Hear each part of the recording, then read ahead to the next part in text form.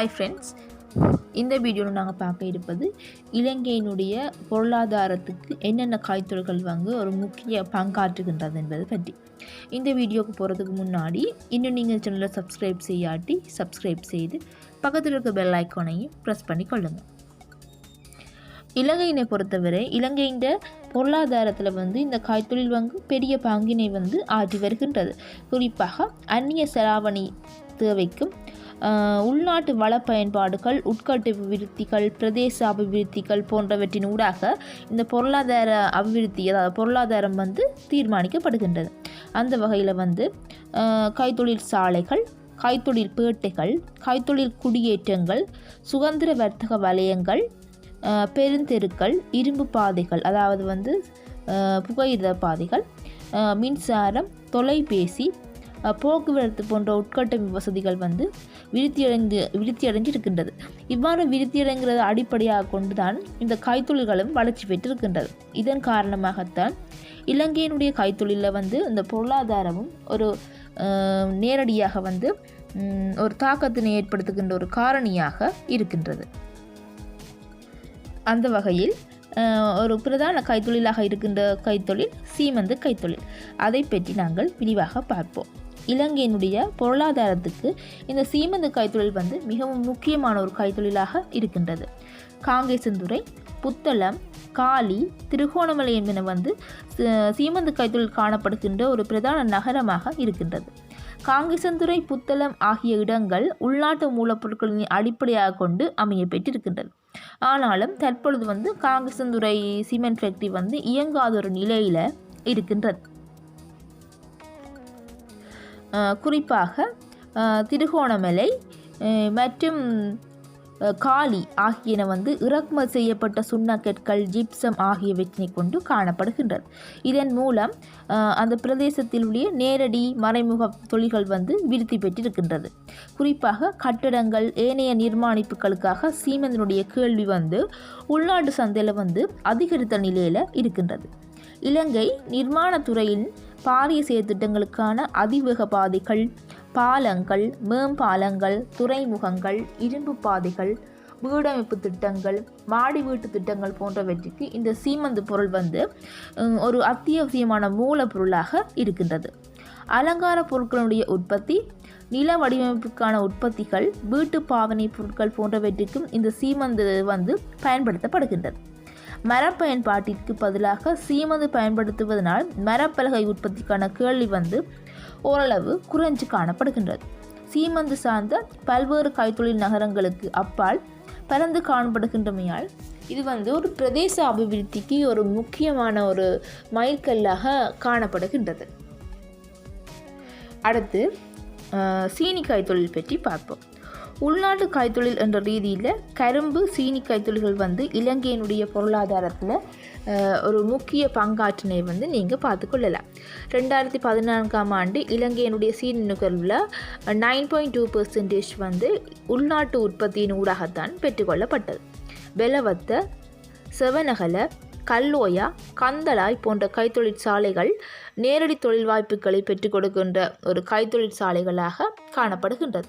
கரும்பு பயிற்சியினை மேற்கொள்கின்ற விவசாயிகள் பெரும்பாலானோருக்கு வருமானத்தினை பெற்றுக் கொடுப்பதன் ஊடாக மறைமுக வேலை வாய்ப்பினை இந்த சீனி கைத்தொழில் வழங்கி இருக்கின்றது. இந்த சீனி கைத்தொழிலுக்கு உள்நாட்டில் விளைவிக்கப்படுகின்ற கரும்புகள் மாத்திரமே பயன்படுத்தப்படுகின்றது. சீனி கைத்தொழிலின் துணை உற்பத்திகள் மதுபானம், வாசனை திரவியங்கள் என்பன முக்கியம் பெற்று இருக்கின்றது. சீனி கைத்தொழிற்சாலைகளும் கரும்பு விளைநிலங்களும் எங்கெங்கே இருக்குது என்று பார்த்தீங்கன்னு சொன்னால் மொனராகல, அம்பாறை, திருகோணமலை போன்ற மாவட்டங்களில் பரம்பி இருப்பதனால் உட்கட்டமைப்பு வசதிகளும் பிரதேச அபிவிருத்தியும் அந்த இடங்களில் விருத்தி அடைஞ்சிருக்கின்றது. அடுத்ததாக ஆடை கைத்தொழில் பற்றி பார்ப்போம். இலங்கையினுடைய பொருளாதாரத்துக்கு தொடர்ச்சியான பங்களிப்பை வழங்குகிறது தான் இந்த ஆடை கைத்தொழில். இந்த ஆடை கைத்தொழில் தான் முக்கியமான ஏற்றுமதியான கைத்தொழிலாகவும் இலங்கையில் இருக்கின்றது. ஏற்றுமதி துறையின் ஒரு இலக்காகத்தான் இந்த ஆடை கைத்தொழில் காணப்படுகின்றது. ஐரோப்பிய ஒன்றியம், ஐக்கிய அமெரிக்கா ஆகியவற்றுக்கு போட்டிமிக்க விலையில் ஆடைகளை விநியோகிக்கின்ற பிரதான விநியோகஸ்தராகத்தான் இந்த இலங்கை காணப்படுகின்றது. ஆடை கைத்தொழிலானது 2014ஆம் ஆண்டு 19.7% வளர்ச்சியினை கொண்டு இருக்கின்றது. ஆடை கைத்தொழில் நாட்டினுள் பிரதேச ரீதியாக பரம்பி இருக்கின்றனால் அது பிரதேச அபிவிருத்திக்கும் ஒரு பங்காற்றுகின்ற நிலைமையை நீங்கள் பார்த்து கொள்ளலாம். இலங்கைக்கு அந்நிய செலாவணியை பெற்றுக் கொடுக்கின்ற பிரதான ஏற்றுமதி தொழிலாகவும் இது காணப்படுகின்றது. மொத்த ஏற்றுமதி வருவாயில் அதிகளவு பெறப்படுறது இந்த ஆடை கைத்தொழில் மூலம். ஆடை கைத்தொழிலானது விலாசமான மற்றும் தொழில் வாய்ப்புகளை பெற்றுக்கொள்ளக்கூடிய ஒரு கைத்தொழிலாக இருக்கின்றது. சுதந்திர வர்த்தக வலயங்கள், கைத்தொழில் பேட்டைகள், கைத்தொழில் தோட்டங்கள் போன்ற வேலை திட்டங்கள் மூலம் இந்த ஆடை கைத்தொழிலுக்கு பாரிய அனுசரணை கிடைக்கப்பெற்றிருக்கின்றது. இதன் காரணமாக பிரதேச ரீதியான அபிவிருத்தியும் ஒரு நிலைத்திருக்கக்கூடிய தன்மையிலே இருக்கின்றதை நாங்கள் பார்த்து கொள்ளலாம். அடுத்து ரப்பர், பிளாஸ்டிக் கைத்தொழில் பற்றி பார்ப்போம். இலங்கை கைத்தொழிலில் ரப்பர், பிளாஸ்டிக் கைத்தொழில்கள் முக்கியம் பெற்ற ஒன்றாக இருக்கின்றது. இது 13.6% வளர்ச்சியினை காட்டி இருக்கின்றது. மொத்த கைத்தொழில் உற்பத்திகளில் 12% ரப்பர் மற்றும் பிளாஸ்டிக் உற்பத்திகள் மூலம்தான் பெறப்படுகின்றது. இந்த கைத்தொழில்கள் சார்ந்து நேரடி மறைமுக வேலை வாய்ப்புகள் கிடைக்கப்பெறுகின்றது. ரப்பர் பால் மூலப்பொருட்களினை அடிப்படையாக கொண்டு ஏற்றுமதி நோக்கிலான ரப்பர் மற்றும் பிளாஸ்டிக் பொருட்களின் உற்பத்தி இலங்கையினில் தற்பொழுது அதிகரித்த வளர்ச்சியை காட்டி நிற்கின்றது.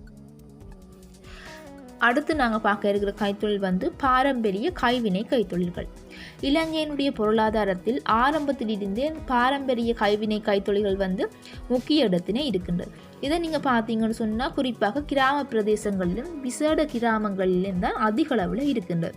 பரம்பரையாக பேணப்பட்டு வருகின்ற தொழில் அறிவினை பயன்படுத்தி, அதாவது மக்களினுடைய அறிவு, அந்த அறிவினை பயன்படுத்தி தான் இந்த கைத்தொழில் ஆரம்ப காலம் தொட்டு இன்று வரை நடைமுறைக்கு இருக்கின்ற ஒரு கைத்தொழிலாக காணப்படுகின்றது. இதன் மூலம் பல்வேறுபட்ட உற்பத்திகள் மேற்கொள்ளப்படுகின்றன. இந்த உற்பத்திகள் மூலம் இலங்கை அதிக அளவு அந்நிய செலாவணியை ஈட்டிக்கொள்கின்றது. அரசு பல்வேறுபட்ட அமைச்சுக்கள், திணைக்களங்கள் ஊடாக இந்த கைத்தொழில் விருத்திக்காக பல்வேறுபட்ட நடவடிக்கைகள் எடுக்கப்பட்டு இருக்கின்றது. நேரடி மறைமுக தொழில் வாய்ப்புகளும் இந்த கைத்தொழில் மூலம் மக்களுக்கு கிடைக்கின்றது. இந்த கைத்தொழில் உற்பத்திகள் உல்லாச பயணிகளுடைய ஈர்ப்பினை பெற்று கொண்டுள்ளதோடு இதன் மூலம் சுற்றுலாத்துறையும் கூட விருத்தி அடைஞ்சிருப்பதை நாங்கள் பார்த்து கொள்ளலாம். ஓகே ஃப்ரெண்ட்ஸ், இந்த இலங்கையினுடைய பொருளாதாரத்துக்கு தேவையான முக்கியம் பெற்ற கைத்தொழில்கள் பற்றி நாங்கள் பார்த்துருந்தோம். இந்த வீடியோ உங்களுக்கு மிகவும் பயனுள்ள வீடியோவாக அமைந்திருக்கும் என்று நான் நினைக்கின்றேன். மேலும் இந்த வீடியோ உங்களுக்கு பிடிச்சிருந்தால் லைக் பண்ணுங்கள், கமெண்ட் பண்ணுங்கள், உங்கள் ஃப்ரெண்ட்ஸுக்கு இதை ஷேர் பண்ணி கொள்ளுங்கள். மீண்டும் இன்னொரு வீடியோவில் நான் உங்களை சந்திக்கின்றேன். நன்றி.